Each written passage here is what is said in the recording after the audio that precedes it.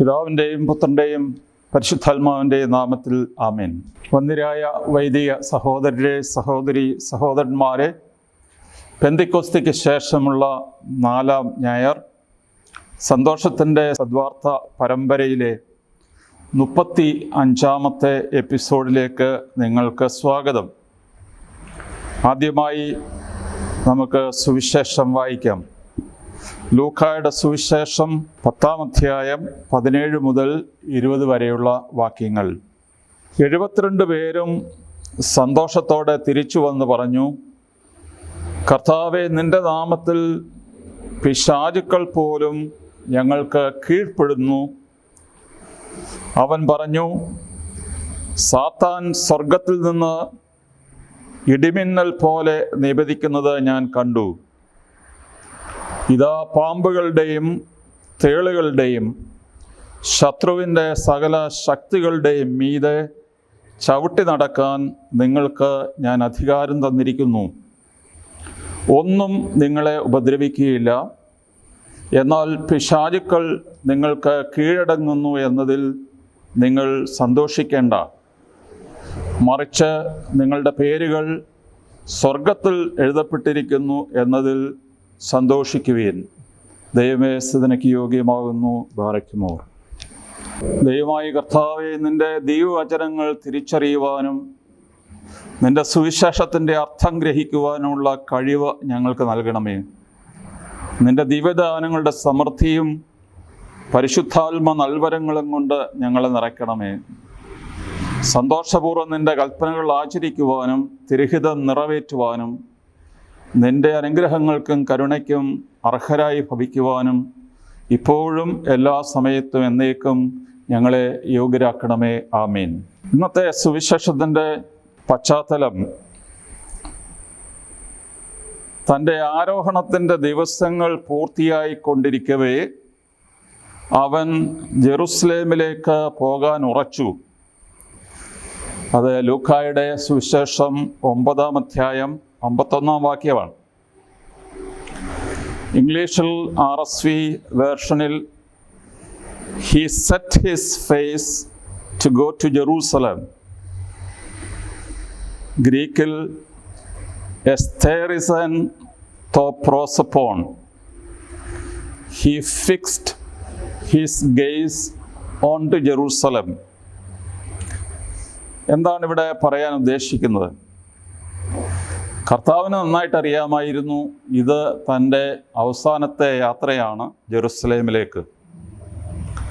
അവിടെ അവൻ ഒറ്റിക്കൊടുക്കപ്പെടും, പീഡിപ്പിക്കപ്പെടും, കുരിശിലേറ്റപ്പെടും. എന്നാൽ അവൻ ഒരു ദിവസം ഉയർത്തെഴുന്നേൽക്കും എന്ന് യേശുവിന് നന്നായിട്ട് അറിയാമായിരുന്നു. അതിനാൽ ആ വഴിക്ക് ഇനി തിരിച്ചുവരവില്ല എന്ന് യേശുവിന് നന്നായിട്ട് അറിയാമായിരുന്നു.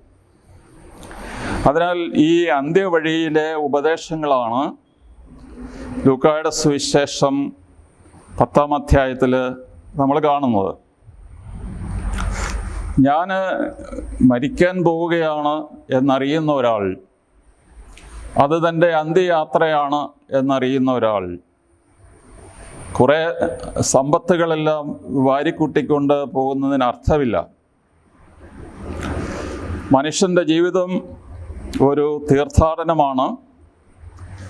ഞങ്ങളുടെ ഈ വഴിക്കൂടി ധാരാളം തീർത്ഥാടകർ പോകുന്നത് കാണാറുണ്ട്. ശബരിമലയ്ക്ക് പോകുന്നവർ, പരുമല പള്ളിയിലേക്ക് പോകുന്നവർ, അവരാരും വലിയ ബാഗുകളും ഒന്നും വഹിച്ചുകൊണ്ടല്ല പോവുക. അതിനാൽ ഒരു താൽക്കാലിക യാത്രയ്ക്കുള്ള തയ്യാറെടുപ്പ് മാത്രമേ ആകാവൂ എന്ന് കർത്താവ് പറഞ്ഞു. അതുകൊണ്ടാണ് യേശുവിനോട് ഒരു യുവാവ് പറഞ്ഞു, നീ എവിടെ പോയാലും ഞാൻ നിന്നെ അനുഗമിക്കും. യേശു പറഞ്ഞു, അതിൻ്റെ അർത്ഥം എന്താണെന്ന് നിനക്ക് മനസ്സിലായോ? മനസ്സിലായിട്ടില്ല. കുറുനരികൾക്ക് മാളങ്ങളും ആകാശത്തിലെ പക്ഷികൾക്ക് കൂടുകളുമുണ്ട്, മനുഷ്യപുത്രന് തല ചായ്ക്കാൻ ഇടമില്ല. അതിനാൽ വലിയ സുഖസൗകര്യങ്ങളോ സമ്പത്തോ ഒന്നും പ്രതീക്ഷിച്ച് എൻ്റെ പുറകെ വരണ്ട എന്ന് പറഞ്ഞ യേശു ആ ചെറുപ്പക്കാരനെ നിരുത്സാഹപ്പെടുത്തുകയാണ്. അതുപോലെ യേശു ലൂക്കായുടെ സുവിശേഷം 10 ഇപ്പോൾ നമ്മൾ വായിച്ചു കേട്ട സുവിശേഷത്തിൻ്റെ നേരെ മുമ്പ് എഴുതിയിട്ടുണ്ട്, ഇതാ ചെന്നായ്ക്കളുടെ ഇടയിലേക്ക് കുഞ്ഞാടുകളെ എന്ന പോലെ ഞാൻ നിങ്ങളെ അയക്കുന്നു. മടിശീലയോ സഞ്ചിയോ ചെരുപ്പോ നിങ്ങൾ കൊണ്ടുപോകരുത്. വഴിയിൽ വെച്ച് ആരെയും നിങ്ങൾ അഭിവാദനം ചെയ്യുകയും അരുത്. ചെന്നായ്ക്കളുടെ ഇടയിലേക്ക് കുഞ്ഞാടുകളെ അയച്ചാൽ കുഞ്ഞാടുകളും തിരികെ വരുമെന്നുള്ളതിന് ഉറപ്പൊന്നുമില്ല. അതിനാൽ യേശു 72 പേരോട് പറയുന്നു, നിങ്ങളുടെ ജീവിതം ഒരു റിസ്കിലാണ്. അതുകൊണ്ട് വലിയ സമ്പാദ്യങ്ങളൊന്നും പോകുന്ന വഴിക്ക് കൊണ്ടുപോകണ്ട. 1960കളിൽ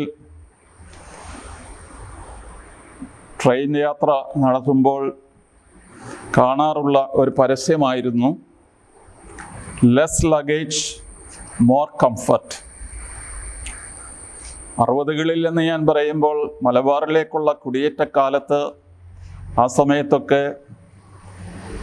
റെയിൽ കമ്പാർട്ട്മെൻറ്റിൽ കയറിയാൽ നമുക്കിരിക്കാൻ സ്ഥലമില്ല. കാരണം ആദ്യം കയറുന്നവർ അവരുടെ പൊറുതി മാറ്റുമ്പോൾ അതിനാവശ്യമായ സകല കാര്യങ്ങളും ഒരുമിച്ച് വലിച്ച് കമ്പാർട്ട്മെൻറ്റിൽ കയറ്റും. അപ്പോൾ ഉലക്ക, കോഴിക്കോട് എന്ന് വേണ്ട ഒരു പുതിയ ഒരു താമസ സ്ഥലത്ത് വേണ്ടതെല്ലാം വലിച്ചു കയറ്റിക്കൊണ്ടുവരുന്ന ഒരു പതിവുണ്ടായിരുന്നു. അക്കാലത്താണ് റെയിൽവേ എഴുതി വെച്ചത് ലെസ് ലഗേജ് മോർ കംഫർട്ട്. ഒരു മിഷണറിയുടെ ജീവിതത്തിലും കർത്താവിൻ്റെ സുവിശേഷം ദൈവരാജ്യം പ്രസംഗിക്കാൻ പോകുന്ന ഒരാളുടെ ജീവിതശൈലി ലാളിത്യത്തിൻ്റേതായിരിക്കണം എന്ന് യേശു ഓർപ്പിച്ചു.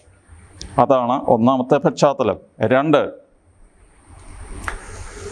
അപ്പസ്തോലൻ എന്നുള്ള മലയാളത്തിലെ വാക്ക് അപ്പോസ്തലോ എന്നുള്ള ഗ്രീക്ക് വാക്കിൽ നിന്നാണ് വരുന്നത് നമുക്കറിയാം.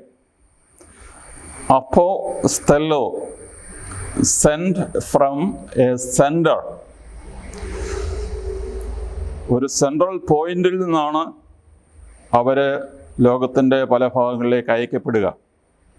അങ്ങനെ അയക്കപ്പെടുന്നവർ എന്ത് ചെയ്യണം? കുറേ പ്രവർത്തിച്ച ശേഷം അവരുടെ പ്രവർത്തന റിപ്പോർട്ട് സമർപ്പിക്കാൻ കേന്ദ്രത്തിലേക്ക് മടങ്ങിയെത്തണം. അതിനാൽ അതൊരു മാനേജ്മെൻറ്റ് സിസ്റ്റമാണ് റിപ്പോർട്ടിംഗ്. ആരോട് റിപ്പോർട്ട് ചെയ്യണം, അതിന് കൃത്യമായിട്ടുള്ള ഒരു ക്രമമുണ്ട് കമ്പനികളിൽ. എന്നാൽ യേശുവും ഇതേ മാനേജ്മെൻറ്റ് പ്രിൻസിപ്പിൾ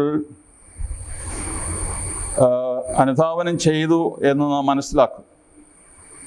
അതിനാൽ കുറേ നാൾ വിവിധ സ്ഥലങ്ങളിൽ ചുറ്റി സഞ്ചരിച്ച മിഷണറിമാർ തിരികെ വന്ന് അവർ എന്ത് ചെയ്തു, അവരുടെ നേട്ടങ്ങൾ എന്താണ്, കോട്ടങ്ങൾ എന്താണ് എന്ന് യേശു അവരോട് ചോദിച്ചു. അപ്പോൾ ഈ ശിഷ്യന്മാർ ആദ്യമായിട്ടാണ് ഒരു വലിയ ദൗത്യം സ്വീകരിച്ചുകൊണ്ട് പോയത്. ആദ്യമായിട്ട് സൈക്കിൾ ബാലൻസ് കിട്ടുന്ന ഒരു പയ്യൻ എത്ര വലിയ സന്തോഷവും അഭിമാനവുമാണ്. ആദ്യമായി ഒരു മോട്ടോർ ബൈക്ക് ഓടിക്കുന്ന ഒരു പയ്യന് എത്ര വലിയ സന്തോഷവും അഭിമാനവുമാണ് ഉള്ളത്. അവരത് എക്സാജറേറ്റ് ചെയ്യാൻ സാധ്യതയുള്ളത് കൊണ്ട് ഈ ആദ്യമായിട്ട് ലൈസൻസ് കിട്ടുന്നവരാണ് ഏറ്റവും കൂടുതൽ ആക്സിഡൻറ്റ് ഉണ്ടാക്കുന്നതെന്ന് അതിൻ്റെ ബന്ധപ്പെട്ട വകുപ്പുകൾ നമ്മളോട് പറയുന്നുണ്ട്. അതുകൊണ്ടാണ് അവർക്ക് ഇൻഷുറൻസ് പ്രീമിയം ഒക്കെ വളരെ കൂടുതലായിരിക്കുന്നത്. അവരാണ് കൂടുതൽ അപകടം വരുന്നത്. ഇതേ അപകടം ഈ ശിഷ്യന്മാരുടെ മനസ്സിലുമുണ്ട് എന്ന് യേശു മനസ്സിലാക്കിക്കൊണ്ട് യേശു അവർക്ക് ചില തിരുത്തലുകൾ കൊടുക്കുകയാണ്. അവർ പറഞ്ഞു, കർത്താവേ, നിൻ്റെ നാമത്തിൽ പിശാചുക്കൾ പോലും ഞങ്ങൾക്ക് കീഴടങ്ങും. ഇത് നല്ലൊരു കാര്യമാണ്. കാരണം കർത്താവിൻ്റെ ദൈവരാജ്യത്തിൻ്റെ പദ്ധതിയാണ് ഈ ദൈവരാജ്യത്തിനെതിരായിട്ടുള്ള പൈശാചിക ശക്തികളെ പാപത്തിൻ്റെ ശക്തിയെ, മരണത്തിൻ്റെ ശക്തിയെ കീഴ്പ്പെടുത്തുക എന്നുള്ളത്. അതിനാൽ യേശു ചെയ്യുന്ന രക്ഷാകര പ്രവൃത്തിയിൽ ഈ ശിഷ്യർ സഹകാരികളായതിൽ തീർച്ചയായിട്ടും കർത്താവും സന്തോഷിച്ചിട്ടുണ്ടാവും. ഇവരൊരു അഹങ്കാരം പറഞ്ഞു എന്ന് നമുക്ക് പറയാൻ പാടില്ല. ഒരിക്കൽ ഞാനും അങ്ങനെ ചിന്തിച്ചു. കാരണം സാത്താൻ സ്വർഗത്തിൽ നിന്ന് താഴേക്ക് നിപതിക്കുന്നത് ഞാൻ കണ്ടു. എന്ത് പാപത്താലാണ് അവൻ സ്വർഗത്തിൽ നിന്ന് താഴേക്ക് നരകക്കുഴിയിലേക്ക് പോകാനിടയായത്? അവൻ പറഞ്ഞു, ഞാനും ദൈവത്തെ പോലെയാണ്, ഞാൻ ദൈവത്തിൻ്റെ മുമ്പിൽ തലകുനിക്കില്ല എന്നവൻ ശഠിച്ചതുകൊണ്ടാണ് അവന് നിത്യമായ ശിക്ഷ കിട്ടിയത് എന്ന് നമ്മുടെ വിശ്വാസം പഠിപ്പിക്കുന്നു. അതുകൊണ്ട് ഒരുപക്ഷെ ഈ ശിഷ്യന്മാരും അഹങ്കരിച്ചോ എന്നുള്ള ഒരു ചോദ്യമുണ്ട്. അതില്ല എന്ന് അവരുടെ വാക്കുകൾ തന്നെ പറയുന്നു. കർത്താവെ, നിൻ്റെ നാമത്തിൽ, നിൻ്റെ ശക്തിയിൽ ആശ്രയിച്ചുകൊണ്ട് ഞങ്ങൾ പിശാചുക്കളെ പുറത്താക്കി എന്നാണ് പറയുക. യേശു തന്നെ പറഞ്ഞു, പ്രാർത്ഥനയും ഉപവാസവും കൊണ്ടല്ലാതെ ഈ ജാതി പുറത്തു പോവുകയില്ല. ശിഷ്യന്മാരും തീർച്ചയായിട്ടും പ്രാർത്ഥനയും ഉപവാസവും ഒക്കെ നടത്തിയിട്ടായിരിക്കും യേശുവിൻ്റെ നാമത്തിൽ നിന്നോട് ഞാൻ കൽപ്പിക്കുന്നു, ഈ ആളെ വിട്ട് ഇറങ്ങിപ്പോവുക എന്ന് പറയുന്നത്. പ്രാർത്ഥനയും ഉപവാസവും ഇല്ലാതെ ഒരാൾ പിശാചിനെ ഇറക്കാൻ ചെന്നാൽ പിശാച് അയാളെ ഇറക്കി വിടും. നമ്മുടെ കാലത്തും സഭയ്ക്കെതിരായിട്ട് ധാരാളം പീഡനങ്ങൾ നടക്കുന്നുണ്ട്. റോമിലെ സെമിനാരിയിൽ എൻ്റെ നേരെ സീനിയറായിട്ട് പഠിച്ചിരുന്ന ഒരാൾ ബിഷപ്പും പിന്നെ ആർച്ച് ബിഷപ്പും കർദിനാളും ഒക്കെയായി നൈജീരിയയിലെ അബൂജ എന്ന് പറയുന്ന ആർച്ച് ഡയസിൽ. ഈ ആർച്ച് ഡയസിനെ കുറിച്ചുള്ള ഒരു റിപ്പോർട്ട് ഞാൻ ഈയിടെ വായിക്കുകയുണ്ടായി. ഈ വർഷം, അതായത് കഴിഞ്ഞ 4-5 മാസങ്ങൾ കൊണ്ട് ഈ അതിരൂപത അതിർത്തിയിൽ കൊല്ലപ്പെട്ട ക്രിസ്ത്യാനികൾ 2200 പേരാണ്. മുസ്ലിം തീവ്രവാദികൾ ഒരാൾ ക്രിസ്ത്യാനിയാണ് എന്ന് കണ്ടാൽ വയലിൽ പണിയെടുക്കുന്ന സമയത്ത് അവരെ ഒന്നുകിൽ കഴുത്ത് വെട്ടും അല്ലെങ്കിൽ വെടിവെച്ച് കൊല്ലും. അപ്പോൾ to be a Christian is also a risk in our times. എന്നാൽ യേശു പറയുന്നു, ഈ സാത്താനെ ഞാൻ തോൽപ്പിച്ചവനാണ്. ഈ സാത്താൻ സ്വർഗത്തിൽ നിന്ന് ഇടിമിന്നൽ പോലെ താഴോട്ട് നിപതിക്കുന്നത് ഞാൻ കണ്ടു. ഇടിമിന്നൽ എന്ന് പറഞ്ഞാൽ ഇടിമിന്നലിനെ ആർക്കും മറച്ചു വയ്ക്കാൻ സാധിക്കില്ല. അത് പബ്ലിക്കായിട്ടുള്ള ഒരു സംഗതിയാണ്, എല്ലാവർക്കും ദൃശ്യമായൊരു സംഗതിയാണ്. പിന്നെ രണ്ടാമത്തെ സംഗതി, അത് ഞൊടിയിടയിൽ സംഭവിക്കുന്ന ഒരു കാര്യമാണ്. അപ്രതീക്ഷിതമായിട്ട് ഞൊടിയിടയിൽ, ഒരു നിമിഷം പോലും വേണ്ട, അതുപോലെ കൊച്ചു സമയം കൊണ്ട് സംഭവിക്കുന്നതാണ്. അതുകൊണ്ട് യേശു പറഞ്ഞു, നിങ്ങൾ ഈ പഴയ കാര്യങ്ങൾ ഓർക്കുക. യെശയ്യാ 14-ാം അധ്യായത്തിൽ ബാബിലോണിലെ ചക്രവർത്തിയുടെ രാജാവിൻ്റെ പതനത്തെക്കുറിച്ച് പറയുന്ന സന്ദർഭത്തിൽ, ഉഷസ്സിൻ്റെ പുത്രനായ പ്രഭാത നക്ഷത്രമേ, നീ എങ്ങനെ ആകാശത്തു നിന്ന് വീണു? നീ തന്നെത്താൻ പറഞ്ഞു, ഞാൻ സ്വർഗത്തിലേക്ക് കയറും, ഉന്നതമായ മേഘങ്ങൾക്ക് മീതെ ഞാൻ കയറും, ഞാൻ അത്യുന്നതനെ പോലെ ആയിരിക്കും. എന്നാൽ നീ പാതാളത്തിൻ്റെ അഗാധ ഗർത്തത്തിലേക്ക് തള്ളിയിടപ്പെട്ടിരിക്കുന്നു. യെശയ്യാ 12 മുതൽ 15 വരെയുള്ള വാക്യങ്ങൾ. ഇവിടെ ശ്രദ്ധിക്കേണ്ട ഒരു പോയിന്റ്, ഹീബ്രു ഭാഷയിൽ ഹെലാൽ എന്ന് പറയുന്നതാണ് ഇവിടെ പ്രഭാത നക്ഷത്രമായിട്ട് പറഞ്ഞിരിക്കുന്നത്. എന്നാൽ ലാറ്റിൻ വൾഗേറ്റിൽ ഹെലാൽ എന്നുള്ളതിന് ലൂസിഫർ എന്നാണ് വിവർത്തനം ചെയ്തിരിക്കുന്നത്. ലൂസിഫറിൻ്റെ എറ്റിമോളജി നമ്മൾ നോക്കിയാൽ ലൂക്സ് എന്ന് പറഞ്ഞാൽ പ്രകാശം, ഫേറെ എന്ന് പറഞ്ഞാൽ വഹിക്കുക. പ്രകാശവാഹകനായിരുന്നു ലൂസിഫർ. ഒരു കാലത്ത് അവൻ ദൈവത്തിൻ്റെ മാലാഖയായിട്ട് സ്വർഗത്തിൽ ശോഭിച്ചിരുന്നപ്പോൾ അവൻ പ്രഭാത നക്ഷത്രമായിരുന്നു, അവൻ പ്രകാശവാഹകനായിരുന്നു. എന്നാൽ ഇന്ന് അവൻ നരകക്കുഴിയിൽ കിടക്കുകയാണ് എന്ന് കർത്താവ് ഓർപ്പിച്ചു.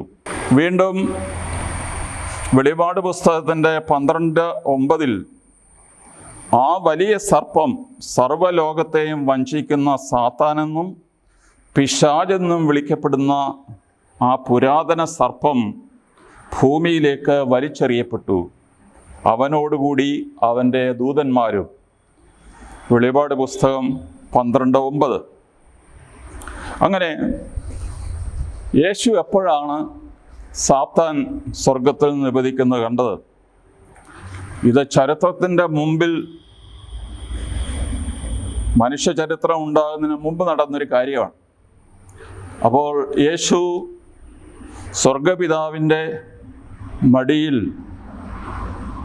യോഹന്നാൻ്റെ ഒരു പ്രയോഗം നമ്മൾ എടുക്കുകയാണെങ്കിൽ പിതാവിൻ്റെ മടിയിലിരുന്നവൻ എന്നൊരു പ്രയോഗമുണ്ട്. അതുകൊണ്ട് യേശുവിൻ്റെ മനുഷ്യാവതാരത്തിന് മുമ്പ്, എത്ര കോടാനുകോടി വർഷങ്ങൾക്ക് മുമ്പ് നടന്നതാണെന്ന് നമുക്കറിയില്ല, അത് പ്രീ ഹിസ്റ്റോറിക്കാണ്. അതുപോലെ യേശുവിൻ്റെ ഈ ലോകത്തിലെ പരസ്യ ജീവിതകാലത്ത് അനേകം പ്രാവശ്യം പിശാചിനെ കർത്താവ് പരാജയപ്പെടുത്തിയിട്ടുണ്ട്. പിശാച് കർത്താവിൻ്റെ ജീവൻ തന്നെ എടുക്കാനായിട്ട് പരിശ്രമങ്ങൾ നടത്തുന്നുണ്ട്. ഹെറോദസിനെ കൊണ്ട് ശിശുക്കളെ വധിപ്പിച്ചിട്ടുള്ള കാര്യം, ജെറുസലേമിലെ ദൈവാലയ ഗോപുരത്തിൽ നിന്ന് താഴേക്ക് എടുത്തു ചാടുക, മാലാഖമാർ നിന്നെ കാത്തുകൊള്ളും എന്ന് പറഞ്ഞ് വഞ്ചിച്ച സംഗതികൾ. ഇതെല്ലാം കഴിഞ്ഞിട്ട് യേശു പറഞ്ഞു, സാത്താനെ നീ എൻ്റെ പുറകിൽ പോകൂ, നീ എന്നെ തട്ടി വീഴ്ത്താനാണ് പരിശ്രമിക്കുക. അതുപോലെ യേശുവിൻ്റെ മരണത്തിലാണ് യേശു പിശാചിനെ അന്തിമമായിട്ട് പരാജയപ്പെടുത്തിയത്. യേശുവിൻ്റെ ഗ്ലോറിഫിക്കേഷൻ, മഹത്വീകരണം നടന്നത് യേശുവിൻ്റെ ക്രൂശീകരണം നടന്ന നിമിഷത്തിലാണ്. ഞാൻ ഭൂമിയിൽ നിന്ന് ഉയർത്തപ്പെടുമ്പോൾ എല്ലാ മനുഷ്യരെയും ഞാൻ എന്നിലേക്ക് ആകർഷിക്കും. അതുകൊണ്ട് യേശുവിൻ്റെ ക്രൂശ് മരണമാണ് പിശാചിൻ്റെ അവസാനത്തെ, അല്ലെങ്കിൽ അവൻ്റെ അന്തിമമായിട്ടുള്ള വിധി. റോമർ 16:20 നാം വായിക്കുന്നു, സമാധാനത്തിൻ്റെ ദൈവം ഉടൻ തന്നെ പിശാചിനെ നിങ്ങളുടെ കാൽ കീഴിലാക്കി തകർത്ത് കളയും. വെളിപാട് പുസ്തകം 12:10 എന്തെന്നാൽ നമ്മുടെ സഹോദരന്മാരെ ദുഷിക്കുകയും ദൈവസമക്ഷം അവരെ പഴി പറയുകയും ചെയ്തിരുന്നവൻ വലിച്ച് എറിയപ്പെട്ടു, സ്വർഗത്തിൽ നിന്ന് അവനെ ചുഴറ്റി എറിയുകയാണ്. അങ്ങനെ പ്രീ ഹിസ്റ്റോറിക്കായിട്ടുള്ള സംഗതിയുണ്ട്.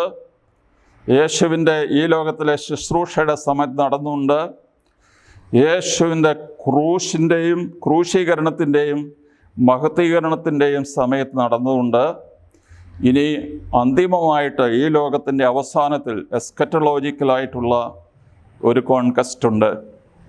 അപ്പോൾ ഇതെല്ലാം കൂടി നമ്മൾ ചേർത്ത് വായിക്കുമ്പോൾ ഒരു കാര്യം മനസ്സിലാകുന്നു. നമ്മളെ സംബന്ധിച്ച് ഭൂതം, വർത്തമാനം, ഭാവി എന്ന് 3 കാലങ്ങളുണ്ട്. ദൈവത്തെ സംബന്ധിച്ച് ദൈവം ഈ ഭൂതവും വർത്തമാനവും ഭാവിയെല്ലാം ഒരുമിച്ച് കാണുന്ന ആളാണ്. അതുകൊണ്ട് ദൈവത്തെ സംബന്ധിച്ച് ദൈവത്തിൻ്റെ ടൈം എന്ന് പറഞ്ഞാൽ നമ്മുടെ ടൈം അല്ല എന്നുള്ളത് ആദ്യം മനസ്സിലാക്കുക. അതിനുശേഷം യേശു പറയുന്നത്, പിശാചുക്കൾ നിങ്ങൾക്ക് കീഴടങ്ങുന്നു എന്നതിൽ നിങ്ങൾ സന്തോഷിക്കേണ്ട, മറിച്ച് നിങ്ങളുടെ പേരുകൾ സ്വർഗത്തിൽ എഴുതപ്പെട്ടിരിക്കുന്നു എന്നുള്ളതിൽ നിങ്ങൾ സന്തോഷിക്കുകയും.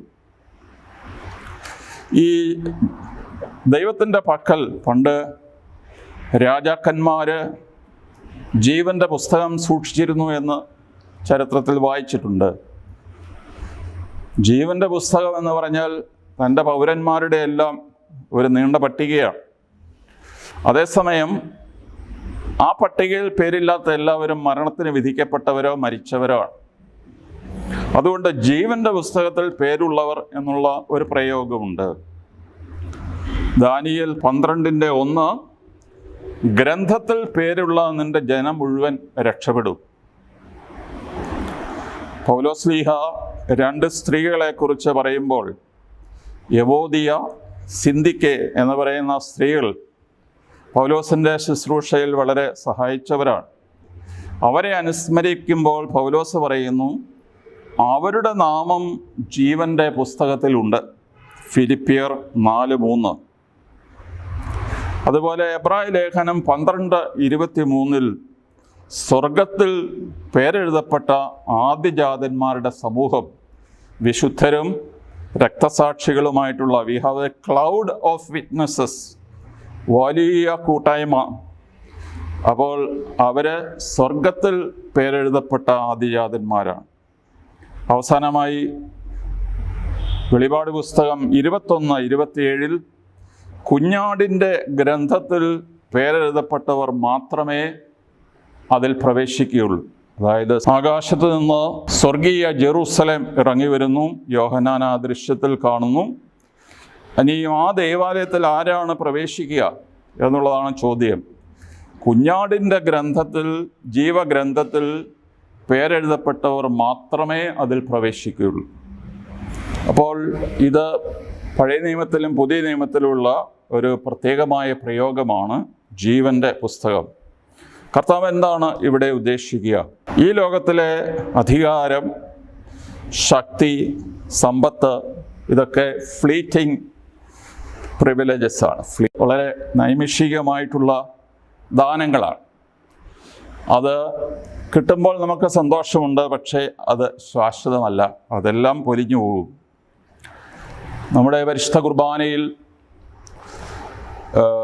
അനാഫ്രയുടെ സമയത്ത് വൈദികൻ ജനങ്ങളെ ഉത്ബോധിപ്പിക്കുന്ന ഒരു കാര്യമുണ്ട്. നമ്മുടെ ബോധങ്ങളും വിചാരങ്ങളും ഹൃദയങ്ങളും പിതാവായ ദൈവത്തിൻ്റെ വലതുഭാഗത്ത് മിശിഹാ തമ്പുരാൻ എഴുന്നള്ളിയിരിക്കുന്ന മഹോന്നതങ്ങളിൽ ആയിരിക്കണം. അതുകൊണ്ട് നമ്മുടെ ജീവിതത്തിൻ്റെ ലക്ഷ്യം പിതാവായ ദൈവത്തിൻ്റെ വലതുഭാഗത്ത് മിശിഹാ തമ്പുരാൻ എഴുന്നള്ളിയിരിക്കുന്ന സദസ്സാണ്. അവിടെയാണ് നമ്മളും എത്തിച്ചേരേണ്ടത്. 13 നോയമ്പിൻ്റെ കാലഘട്ടത്തിലൂടെയാണ് നമ്മൾ നീങ്ങുക. ഈ 13 സ്ലീഹന്മാരിൽ 12 സ്ലീഹന്മാരും രക്തസാക്ഷി മരണം വരിച്ച് ഇപ്പോൾ കർത്താവിൻ്റെ സന്നിധിയിൽ ഇസ്രായേലിൻ്റെ 12 ഗോത്രങ്ങളെ വിധിക്കുവാനായിട്ട് 12 സിംഹാസനങ്ങളിൽ അവർ ആസനസ്ഥരായിരിക്കുകയാണ്. നമ്മളെ സംബന്ധിച്ചിടത്തോളം സ്ലീഹ ആവുക, അപ്പോസ്തലനാവുക എന്ന് പറഞ്ഞാൽ നമ്മുടെ ജീവിതം തമ്പുരാന് വേണ്ടി സമർപ്പിക്കുക എന്നുള്ളതാണ്. ഈ 13 സ്ലീഹന്മാരും അവരുടെ ജീവിതം തമ്പുരാന് വേണ്ടി ഒഴിഞ്ഞു വെച്ചു, അനേകരുടെ രക്ഷയ്ക്ക് വേണ്ടി. അതുകൊണ്ട് നമ്മളും ഈ രക്ഷയുടെ ഉപകരണങ്ങളാകണം എന്ന് കർത്താവ് നമ്മളോട് ആവശ്യപ്പെടുകയാണ്. ഈ ഭൗതികമായ നേട്ടങ്ങളിലും തൽക്കാലം കിട്ടുന്ന അധികാരങ്ങളിലും വിജയങ്ങളിലും അല്ല കൊട്ടിഘോഷിക്കേണ്ടത്. നമ്മുടെ പേരുകൾ സ്വർഗത്തിൽ എഴുതപ്പെട്ടിരിക്കുന്നു എന്നതിൽ അഭിമാനം കൊള്ളണം എന്ന് കർത്താവ് നമ്മളെ ഉത്ബോധിപ്പിക്കുന്നു. പിതാവിനും പുത്രനും പരിശുദ്ധ റൂഹായിക്കും സ്തുതി, ആദ്യം മുതൽ എന്നേക്കും. ആമേൻ.